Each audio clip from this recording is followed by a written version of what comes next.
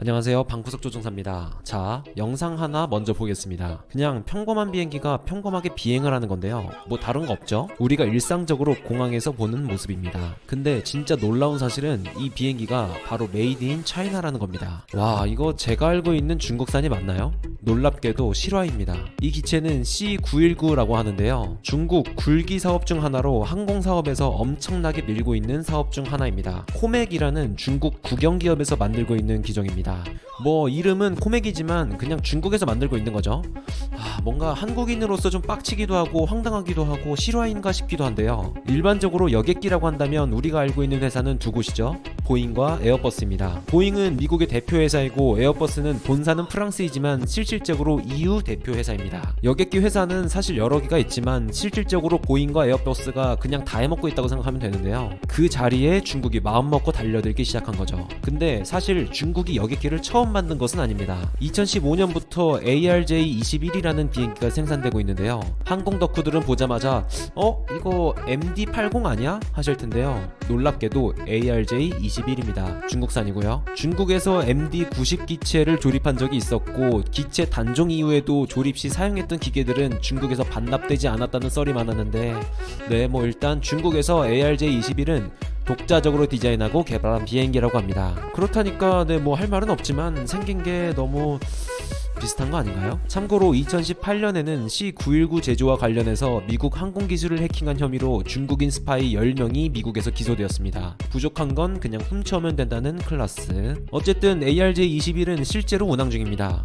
물론 유럽과 미국에서는 안전상 운항이 금지되어 있고요, 동남아에서 운행되고 있습니다. 현재는 총 46대가 운행 중입니다. 사실 이때까지만 해도 보잉과 에어버스가 크게 생각하지 않았습니다. 자신들이 만드는 기종이랑 겹치지도 않았고 기술력이 그렇게 뛰어나다고 보지도 않았거든요. 또 무엇보다 보잉과 에어버스가 미친듯이 서로 치고받고 소송하고 난리 부르스를 치고 있어서 항공 후진국인 중국에서 뭘 개발하든 말든 크게 눈에 보이지도 않았던 것이죠. 그런데 이제 중국에서 보잉과 에어버스의 주 기종인 737과 320과 비슷한 체급의 여객기를 만들기 시작한 겁니다. 여기 위에 그래프를 보면 빨간색과 파란색이 전체 판매 대수에서 737과 320을 말하는 건데, 사실상 보잉과 에어버스는 이 기종들로 먹고 사는 거죠. 근데 여기에 중국이 경쟁 상대로 뛰어든 겁니다. 보잉과 에어버스는 큰 위협을 느낄 수밖에 없겠는데요, 그도 그럴 것이 중국에서 항공산업은 정말 미친듯이 커지고 있거든요. 바로 보잉과 에어버스는 휴전을 선언합니다. 큰 새로운 적이 나타났는데 둘이 싸우고 있을 때가 아니라고 판단한 것이겠죠. 코맥 919와 보잉 737, 에어버스 320 세부 스펙을 비교해보면 크게 차이가 나지 않습니다. 그런데 아시는 것처럼 중국은 인건비를 아낄 수 있다 보니 또 국영기업으로 중국 내에서 엄청나게 밀어주다 보니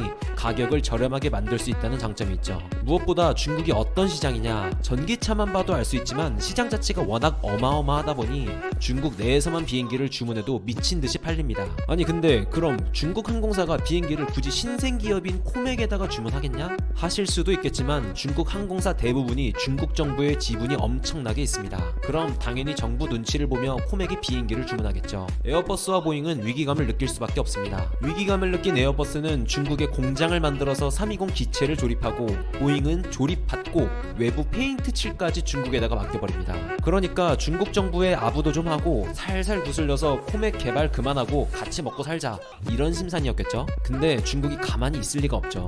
요즘 아시잖아요, 중국이 미쳐가지고 미국한테도 한 방 날리고 호주한테도 한 방 날리고, 근데 또 막상 쳐보니까 해볼만한데? 이런 느낌이 들었던 거죠. 그러다가 상징적인 사건이 하나 발생하는데요, 보잉에서 엄청나게 공을 들여 개발해 드디어 팔기 시작한 보잉 737 맥스 기종이 추락을 합니다. 한 번이 아니고 여러 번 추락을 하다 보니 다들 기체 설계의 문제 아니냐? 라고 생각을 하면서도 미국 눈치 때문에 운항 금지를 못 때렸는데요, 보잉은 미국의 대표 기업이고 또 미친듯이 고용 숫자도 많기 때문에 미국에서는 보잉은 괜찮다, 설계에 문제가 없다라는 입장이었는데요, 그런데 중국이 전 세계에서 첫 번째로 감히 미국도 하지 못한 보잉 737 맥스의 운항 금지를 때려버립니다. 와, 중국 이 정도인가요? 중국이 한번 운항 금지 스타트를 끊으니 다른 나라들도 줄줄이 운항 금지 선언, 미국도 역시 운항 금지를 선언합니다. 그 이후에 보란듯이 중국은 에어버스와 300대 구입 계약을 체결합니다. 금액만 45조였는데요. 미국한테 제대로 한 방 먹인 거죠. 에어버스 본사 프랑스에서도 당시 분위기가 이거 차이나머니 한번 맛보니까 달달하네 했다고 합니다. 미국만 믿으면 되는 줄 알았는데 차이나머니 맛보니까 또 정신을 못 차린 거죠. 그런데 그 당시 미국 대통령이 누굽니까? 럼프 형님. 럼프 형님 아시죠? 럼프 형님이 보다 보니 C919 기종에서 항공 엔진이 제일 핵심인데 그 핵심을 미국에서 수입하네? 바로 수출 금지할 거라고 언론에 흘립니다. 근데 또 막상 수출 금지를 때린다고 하니 미국 기업체들에서 난리가 났겠죠. 뭐 결국 다시 트럼프가 수출을 막지는 않겠다고는 했습니다. 하지만 중국에게 경고 메시지를 제대로 날리긴 했습니다. 사실 C919 기종을 보면 중국에서 만든 비율은 한 50% 정도라고 합니다. 대부분 정말 중요한 기술들은 전부 서방에서 수입한 것들이죠. 레이더, 엔진, 전기 시스템, 착륙 바퀴, 연료 시스템, 칵핏, 타이어, 블랙박스 등등 대부분은 미국 기술입니다. 그래서 중국의 항공 굴기에 대해서 부정적으로 보는 사람들도 많습니다. 어차피 미국이나 유럽에서 마음만 먹으면 조금 출혈은 있겠지만 수출 금지를 때리면 알아서 좌초된다고 말이죠.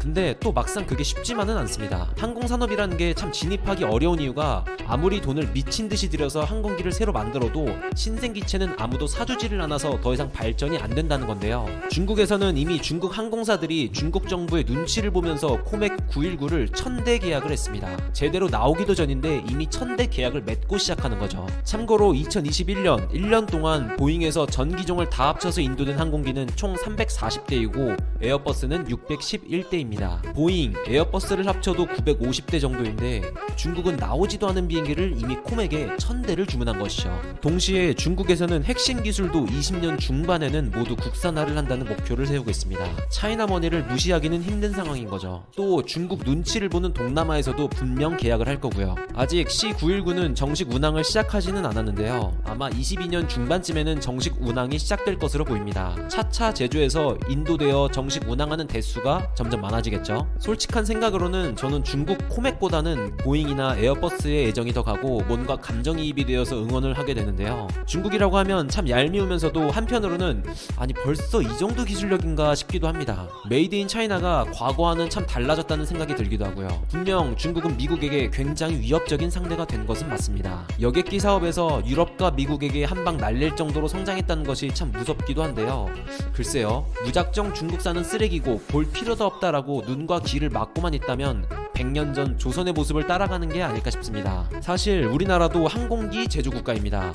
물론 여객기는 아니지만 전투기나 다른 무인 항공기도 꽤나 괜찮은 실력을 인정받고 있죠. 뭐 국뽕 유튜브 썸네일에서 보는 것처럼 우리나라의 항공기 제조 실력에 일본이 울고 중국이 벌벌 떨고 세계가 경악했으면 좋겠지만 현실은 그렇지만은 않습니다. 당장 세계에서 손가락으로 꼽히는 강국이 되기는 현실적으로 어렵습니다만 그래도 지금처럼 꾸준히 뚝심 있게 우리나라도 항공산업이 잘 성장했으면 좋겠습니다. 이상입니다. 감사합니다.